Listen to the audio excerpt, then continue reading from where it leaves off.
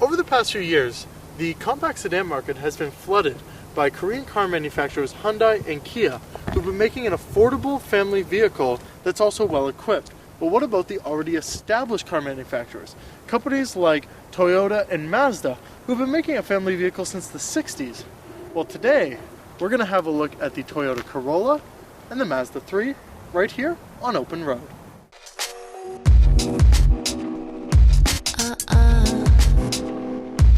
Big white mountain.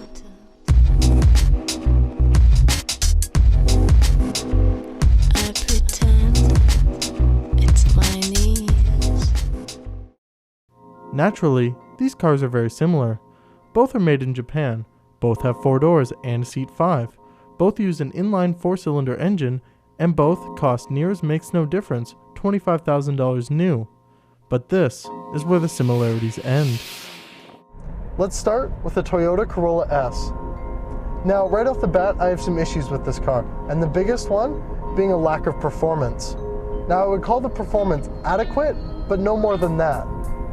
The 1.8-liter inline-4 produces 132 horsepower, which feels down on power, especially on the highway. And there's a constant feeling that this car is being held back, like somebody attached a bungee cord to the parking spot you were last in. Now, the 5-speed manual gearbox is better than the 4-speed automatic, but it's so clunky. It feels like I'm shifting through gravel or riverbed rocks and teeth. The power steering, which is a newer electric system, is dull and overly light, and the Corolla it resists any quick change in motion. It's not at all tuned for enthusiastic or responsive handling. It's tuned for a comfortable ride, but that's one thing that this Corolla S does quite well. It really does a good job of ironing out the bumps. The interior is a nice place to be. It's really quiet. I mean really quiet. At an idle, you can't even tell that the engine is on. And at speed, there's practically no road noise at all. Combine that with the smooth ride from the suspension, and this car just kind of soothes you along. The look of the interior is nice as well. It's simple but well equipped. It has air conditioning, hands-free Bluetooth, iPod and USB adapters, good speakers, cruise control, and sports car style gauges that sweep across the dash when you turn the car on. I mean, what more do you need when you're driving? It's all very well thought out. Really nice quality too. Really Toyota in that regard. And the space in here is good too. You know, it's tons of legroom in the back. It's got tons of compartments, and the trunk is really big. In Italy, we'd call that a 5-body trunk. The look of this car is somewhat misleading because it has such a nice level of sport trim with its rear spoiler and side skirts that you would think that this car would drive a lot better than a standard Corolla, but it just doesn't. You're left thinking that this car should be more macho than it actually is. And that's not knocking the styling. I like it. I think it's a handsome car. I just wish that the performance would match the looks. What this car really does is fuel efficiency and safety. It gets 5.6 liters to 100 kilometers combined in the city and highway, and between the pumps, it will do 650 kilometers on a tank. For safety, it won the IIHS Top Safety Pick for 2011 and comes standard with anti-lock brakes, stability and traction control, front seat side airbags, full-length side curtain airbags, and active front head restraints. The Corolla S is a good family car for going from point A to point B. It's safe, it's fuel efficient, it has an adequate amount of kit, but don't look for any sort of excitement in your drive, because the Corolla is boring. It's just vanilla.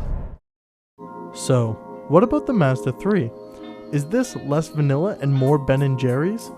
Is this car the answer to the lack of performance I felt in the Corolla? Simply yes. Actually, a lot of yes.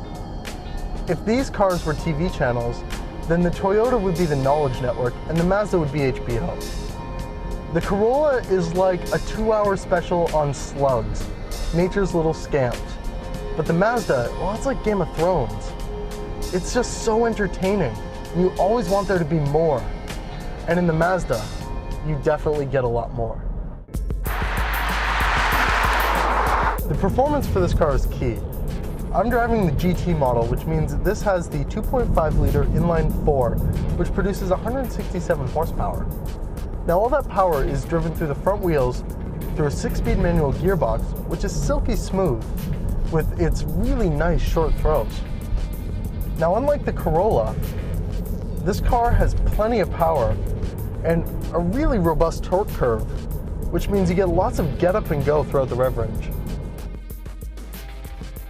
To complement the beast under the hood, this car's handling is hands down best in class.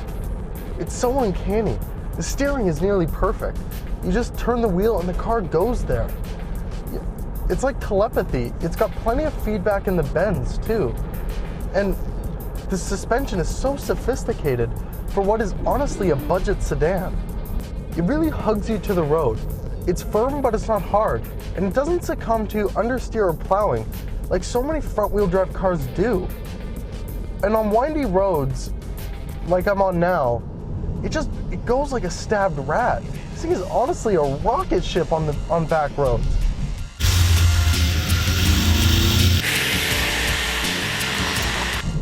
You really don't feel like you're driving a car that costs under $27,000, especially when you look at all the kit and features that it comes with. Across all the trim levels of the Mazda 3, there's tons of tech, and in this, the GT model, there's an exceptional amount. You get dual zone climate control, hands-free Bluetooth, rain-sensing wipers, moonroof, fuel economy readouts, tons of steering wheel controls, heated seats, and a Bose sound system. I mean, you just get so much in this car, and so much that you would only ever see in luxury brands. There are some things I don't like about the Mazda though. One of them chiefly being the layout of all the kit that you get.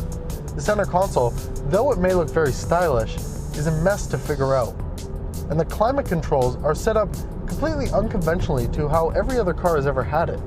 You have to use the digital readout and these buttons down here to adjust your climate control mode, which means you can't take your eyes off the road for less than a glance to figure out where the fans are pointing, which makes it really difficult. I just want to be able to just turn a knob to know that I can have the defrost without really having to take my eyes off the road. Fuel efficiency is definitely an area where the Mazda falls to the Toyota. It gets a combined city and highway rating of 8.6 liters per 100 kilometers. And what we've worked out between the pumps is that it gets 500 to 550 kilometers on a tank if you're driving it pretty gingerly, which is tough in a car that is this much fun. The interior of the car isn't as big as the Corolla. You get less headroom and a little less trunk space, but it just doesn't feel as comfortable or as open as the Toyota did. And it really has a lot more road noise than the Toyota, which was most quiet. The bottom line on this car is that even though it has a weird smiley face on the front, and it's not the most fuel efficient in class, or the most well thought out, or the most spacious for a family vehicle, it is really well equipped and an absolute riot to drive. Defining one of these cars as better than the other is tough. They're different. One is responsible and safe, and the other has a lot of features and is fun to drive. But the question was, are these cars still competitive in today's market? Definitely.